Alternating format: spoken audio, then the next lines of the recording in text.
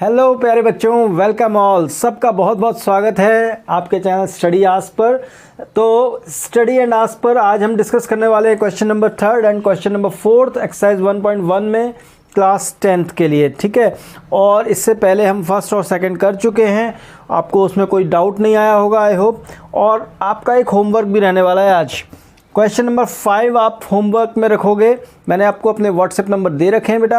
आप लोगों को अभी मैं पढ़ाऊंगा तो उसमें भी व्हाट्सएप नंबर मिल जाएगा। जिसने नहीं लिखा है वो लिख लेगा और उन पर उसको सॉल्व करके भेजेगा क्वेश्चन नंबर 5 को, जिससे मैं देख पाऊंगा कि आप लोग उसी तरह से प्रैक्टिस कर रहे हो जैसे मैं करा रहा हूँ। और अगर कोई डाउट होगा तो वो भी मैं डिस्कस कर पाऊँगा। सो स्टार्ट करते हैं। Thanks all, start. Hello everybody, welcome all. तो यूट्यूब यहाँ पर जो अब मैं क्वेश्चन नंबर 3 आपसे डिस्कस करने वाला हूँ। तो यहाँ पर देखो, ये थोड़ा सिंपल क्वेश्चन लगेगा, अभी आपको समझ लो आप। आर्मी कंटिजेंट की बात कर रहा है। 616 members is to march behind an army band of 32 members in a parade. The two groups are to march in the same number of columns, which what is the maximum number of the columns in which they can march. तो number of जो columns होंगे maximum वो होंगे क्या, HCF। अगर आप ले लोते हो दोनों का तो HCF के लिए HCF निकाल लोगे तो नंबर जो मैक्सिमम नंबर ऑफ कॉलम्स आ जाएंगे। तो बहुत सिंपल क्वेश्चन है। आप यूक्लिड के ज़रिए से रफ में सीधे सीधे HCF निकाल लो। जैसे जैसे आप 616 को और 32 का HCF निकाल लो। बड़े डिजिट को यहाँ ले लो और छोटे डिजिट से भाग कर दो। 31 1 जा 31 32 है, 32 1 जा 32, तो 11 में से हो जाएंगे, कितने बचेंगे देखो 9 बचेंगे और 5 में 3 जाएंगे, 2 बचेंगे और उतार लो 6 इसमें, ठीक है। तो यहाँ पर देखो कितने से जा रहा है ये, 6 3 जा 18, 7 3 21, यहाँ की डिजिट लानी है आपको, ठीक है। 8 3 24, 9 3 27, तो 9 से कर दो। 9 2 जा 18 का 8 हाथ में आई 1, 9 3 27 और 1 28, तो 8 हो जाएगा ये। यहाँ पर ये 8 ही रह जाएगा। तो यहाँ पर ये कितना बचा, 8 बचा। अब नहीं आया रिमाइंडर हमारा 0 है ना, तो हम प्रोसीजर को आगे बढ़ाएंगे। तो जो हमारा डिविडेंड था, डिवाइज़र था, उसी को हम डिविडेंड बना देंगे। यानी कि ये हमने 32 को डिविडेंड बना दिया, तो 8 4 जा 32, पूरा 0 चला गया। यानी 8 यहाँ पर रिमाइंडर 0 कब आया, जब डिवाइज़र 8 है।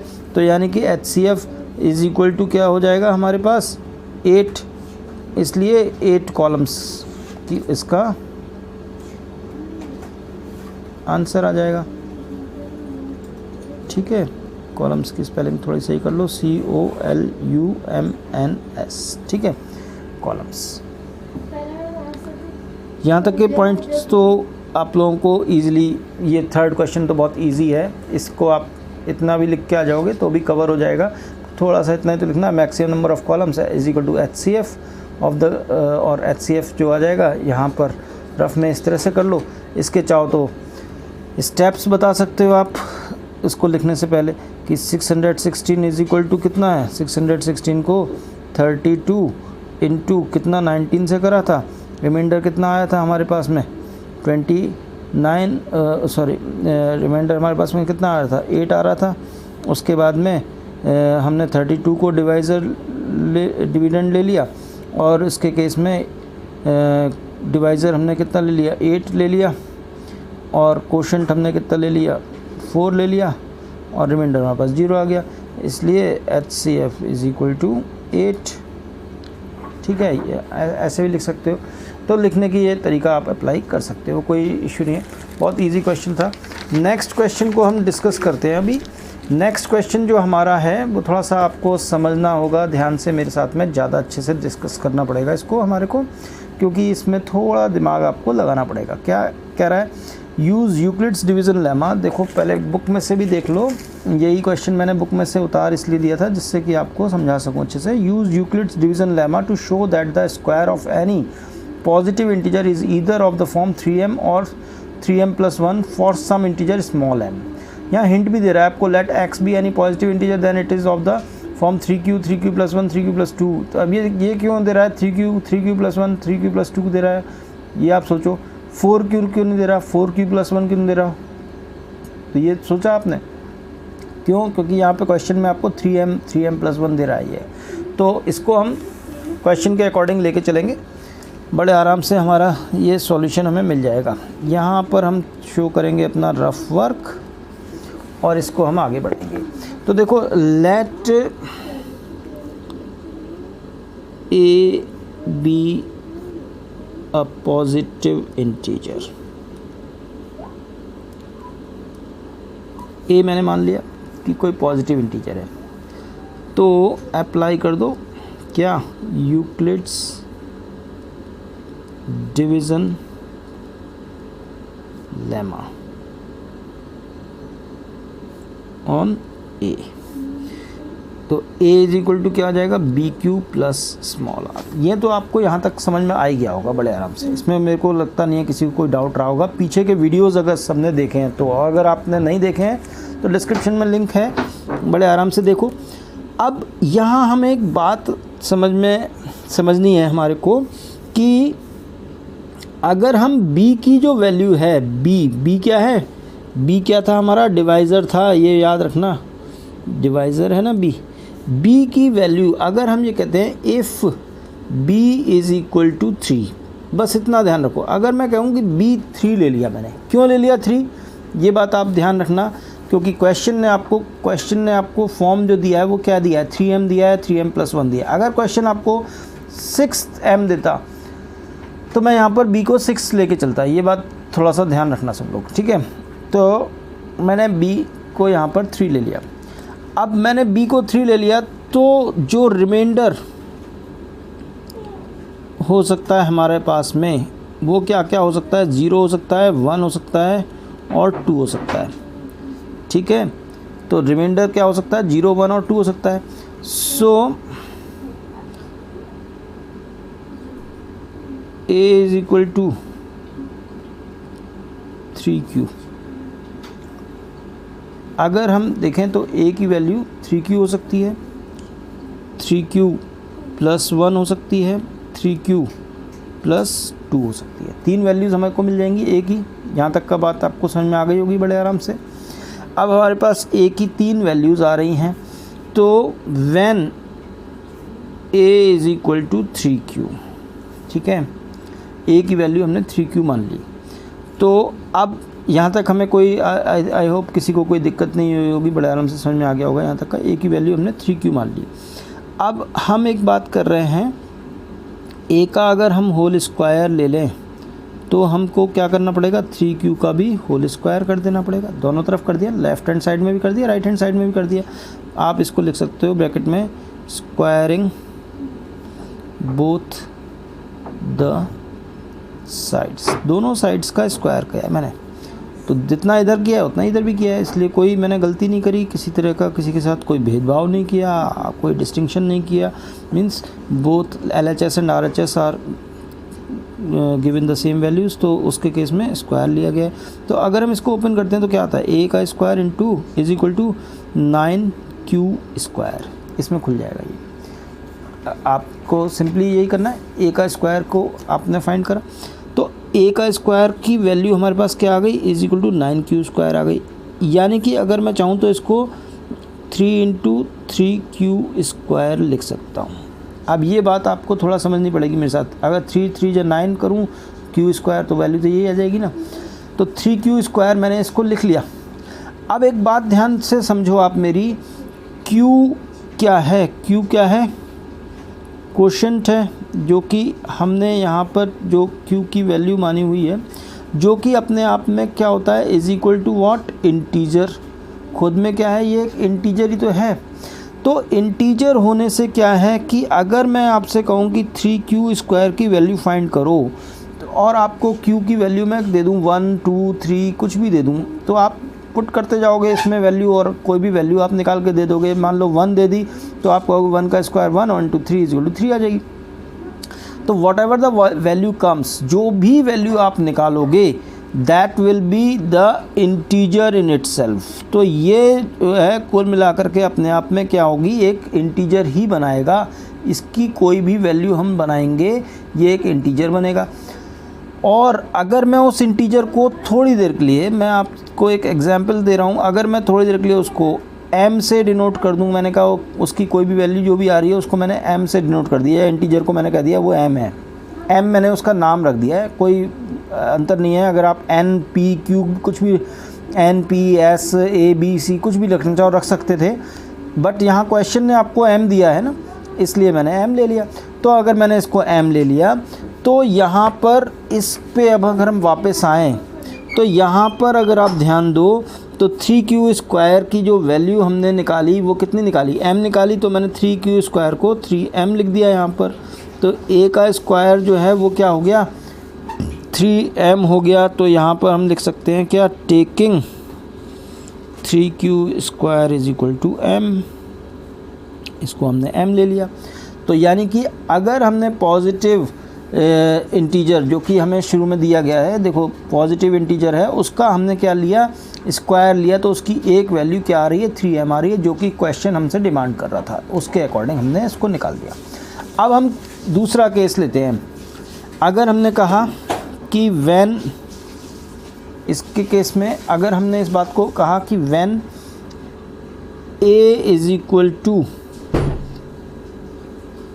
3q+1, 3q+1 लेके देखो तो ठीक है, हम 3q+1 ले लेते हैं। अब a का स्क्वायर कर दो तो 3q+1 का भी होल स्क्वायर हो जाएगा, यानी कि स्क्वायरिंग बोथ द साइड्स, वही हमने पॉइंट लिख लिया यहाँ पर, स्क्वायरिंग बोथ द साइड्स। आपको शुरुआत में जो वीडियोस में मैं ये समझा रहा हूँ, तो प्रेजेंटेशन भी मैं चाह रहा हूँ आप लोगों का अच्छा हो जाए, इसीलिए मैं आपको कॉपी पेन पे ढंग से इसको समझा के कर रहा हूँ, जिससे कि आप जब एग्ज़ाम में लिखो तो ऐसी तरह लिखो। तो इसको होल स्क्वायर खोलना है, खोल दोगे बड़े आराम से, आई होप। 9q² + 6q+1 में ही तो खुलेगा। कैसे खुलेगा, a + b का होल स्क्वायर निकाल दो, क्या होता है, a² + 2ab + b² ही तो होता है, ये तो सबको आइडेंटिटी पता है ना। अब अगर मान लो मैं इसमें कॉमन लूँ तो क्या आ जाएगा, 3q² + 2q कॉमन हो गया, इसके ब्रैकेट के अंदर आ गया, +1 आ गया बाहर, आ गया नहीं आ गया। तो अब मेरे पास एक फिर से पॉइंट आ गया क्या, कि a² की वैल्यू मैंने क्या निकाली, 3 × 3q² + 2q+1 निकाली मैंने। यहाँ तक ये बात आपको समझ में आ गई। 3q² + 2q ब्रैकेट में × 3 + 1 ये वैल्यू आ रही है मेरे पास। अब मैं अगर आपसे कहूँ इस बात को कि 3q² + 2q की कोई भी वैल्यू अगर मैं आपको फाइंड करने को दूँ, ऊपर आपने देखा q की वैल्यू 1 2 3 कुछ भी ले सकते हो, तो अगर आपने 1 लिखा तो 1 का स्क्वायर 1 × 3 तो 3, 1 × 2 तो 2, तो 3 2 क्या हो गए 5 हो जाएगी इसकी वैल्यू। अगर हम एज्यूम करें 1 क्यूब की वैल्यू, और 2 मारेंगे तो कुछ भी और वैल्यू आएगी, बट आएगी क्या, हमेशा एक इंटीजर ही मिलेगा हमको, यहाँ पर मिलेगा एक इंटीजर ही। अब मैंने कहा उसकी वैल्यू मैंने m मान ली, थोड़ी देर के लिए m मान लिया मैंने उसको। तो यानी कि अगर मैं इस पूरी वैल्यू को, ये वाली जो वैल्यू आ रही थी हमारे पास में, इस वैल्यू को अगर मैं m से रिप्लेस कर दूं तो इसका मैंने अगर रिप्लेस कर दिया तो इसको ये मैंने किस फॉर्म में लिख दिया, = 3m+1 लिख दिया। तो यहाँ पर आप लिख सकते हो टेकिंग 3q² + 2q = m। इसको पूरे को m ले लिया ना हमने। अब m क्यों ले लिया, देखो आसान बनाने के ले लिया भाई, इतना q² q ये सब याद रखने ने, सीधे m ले लिया थोड़ी देर के लिए। तो इसको हमने शॉर्ट में इस तरह से लिख लिया, यानी पॉजिटिव इंटीजर का स्क्वायर जो है 3m+1 हो गई इसकी वैल्यू, यानी कि एक तो 3m आ रही थी, एक 3m+1 आ रही थी। बट एक कंडीशन हमारे पास और भी तो थी, जब हम रिमाइंडर को क्या ले रहे थे, ऊपर देखो, ऊपर हमने कहा था 3q + 2 वाली कंडीशन भी थी। तो अब यहाँ पर हम उसको भी देख लें ज़रा चेक करके, उसके केस में क्या आएगी, तो व्हेन a = 3q + 2 कर लो इसको। अब 3q + 2 लिख लेते हैं हम इसको। तो यहाँ पर देखते हैं a का स्क्वायर अगर हम करते हैं तो 3q + 2 का होल स्क्वायर हमें करना पड़ेगा, यानी कि इसमें तो a का स्क्वायर ही हो जाएगा, इसमें होल स्क्वायर लगाना पड़ेगा, 2 डिजिट्स हैं प्लस में है इसलिए होल स्क्वायर ले लिया, कोई दिक्कत नहीं है। आई होप यहाँ तक है ना। अब हमने कहा रफ़ का कॉलम साथ में मैं डालते जाता हूँ, मेरी आदत ही है ये, ठीक है। ये आप भी आदत बना लोगे तो अच्छे रहोगे, बाकी आप सब लोगों की मर्ज़ी है। होशियार महानुभाव सब हो, गजब के लोग हो तुम लोग, ठीक है। तो अब ए स्क्वायर का अगर हमने करा तो 3q + 2 का होल स्क्वायर हो जाएगा, तो ए स्क्वायर इज इक्वल टू, अब इसको खोलो, a + b का होल स्क्वायर में किस में खुल रहा है देखो, 3q का होल स्क्वायर कितना हो जाएगा, 9q स्क्वायर हो जाएगा ये, प्लस 3 2 6 2 12 q + 4, इसी में तो खुल रहा है ये, समझ में आ गया ना। अब मैं अगर आपसे कहूँ कि इसमें कॉमन लेना है मेरे को, तो कैसे लूँगा मैं, 3 को कॉमन लिया मैंने, 3 को, ठीक है। तो 3 को कॉमन ले लेते हैं, तो अगर मैं 3 को कॉमन लेता हूँ तो 3q स्क्वायर हो गया ये, 3 3 9q स्क्वायर प्लस 4q हो गया यहाँ पर ये, 4 3 12q प्लस 3 1 3, इसको मैं 1 बना देता हूँ, प्लस 1 और कर देता हूँ यहाँ पर।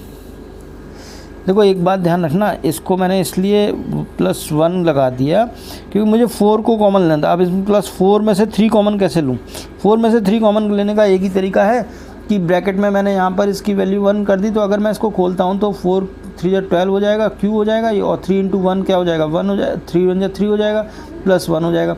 तो ये 1 मैंने एज्यूम कर लिया यहाँ पर अंदर, ठीक है। तो अब देखो 3, तो यहाँ पर वैल्यू कितनी आ रही है हमारे पास, 3q square plus 4q plus 1 आ रही है हमारे पास, आ रहा है समझ में, 3q square plus 4q plus 1। अब q की कोई भी वैल्यू हम पुट करें, 1 करें, 2 करें, 3 करें, कुछ भी वैल्यू पुट करें, तो अपने आप में ये खुद में क्या बनेगा, एक इंटीजर बनेगा। और उस इंटीजर को हमने थोड़ी देर के लिए क्या मान रखा है, m मान रखा है। तो हम इस पूरी वैल्यू को, ये पूरी जो वैल्यू आई हमारे पास, इस पूरी वैल्यू को रिप्लेस करेंगे किससे, m से रिप्लेस कर दिया, तो इसकी वैल्यू क्या आ गई हमारे पास, फिर से 3m + 1 आ गई। यानी कि हमारे पास 3 ही कंडीशंस बन रही थी ऐसे कंडीशन में जो हमने लिखी थी, या तो a की वैल्यू 3q हो सकती थी, या 3q + 1 या 3q + 2 हो सकती थी। और हर बार जब भी हमने क्या लिया, इसका स्क्वायर लिया, और a क्या है, खुद में पॉजिटिव इंटीजर है, तो उसका जब भी हम स्क्वायर ले रहे हैं तो उसकी वैल्यू या तो हमें 3m मिल रही है या 3m + 1 मिल रही है। यही हमारे को सॉल्व करना था क्वेश्चन, और क्वेश्चन हमारा सॉल्व हो गया है। तो यही हमें शो करके दिखाना था, हमने शो भी कर दिया, फेयर में हमने किया है एक एक चीज़ को। आपको ये चीज़ समझ में आई होगी, बड़े आराम से आप इसे देख सकते हो, ठीक है। और इसके बारे में पूरा आप जो है जानकारी रख सकते हो। अगर आपको इसमें कोई दिक्कत आती हो तो व्हाट्सएप नंबर जो मैंने दिया हुआ है उस पर आप कॉल कर सकते हो। नोट्स के लिए, पीडीएफ के लिए कोशिश मैं करूँगा जल्दी से जल्दी आप लोगों को पीडीएफ भी देना शुरू कर दूँ इसमें, तो आप इसको लिख सकते हो। बाकी समझाने के लिहाज से मैंने आपको ये समझा दिया है, ठीक है। आप चाहो तो इसके स्क्रीनशॉट्स ले लो, ठीक है, इसका ले लो, ये ले लो यहाँ पे, और यहाँ पे ले लो, ठीक है। बाकी इसको लिख लेना बड़े आराम से। So thanks a lot all of you, take care, wish you all a very good luck, stay tuned.